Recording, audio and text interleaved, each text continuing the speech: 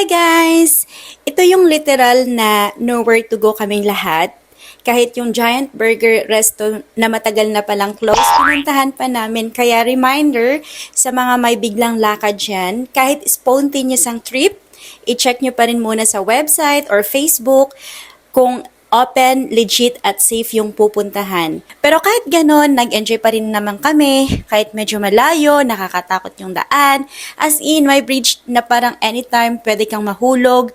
Kaya thankful kami na safe kami all throughout. Dahil first time ko makita ng malapitan ng Bulkang Taal, super amazed talaga ako. Grabe, ibang level yung view kaya sinulit na namin. Picture-picture muna, konting hangin habang hindi pa nagigising si Apo Taal. Nagpatuloy kami sa biyahe papunta sa ng Giant Burger Restaurant sa Lemery, Batangas. Para sure, nag-Waze pa kami. Pero si Waze, di man lang nag-update na close na pala sila. Kaya ayun, nga ang inabot namin. Since nowhere to go na nga, kape na lang kami. Still in Lemery, Batangas, pero almost near Tagaytay, kaya malamig at ang foggy ng vibe. Parang nasa movie scene. Nagpagabi kami dito hanggang sa nakauwi na rin ng late.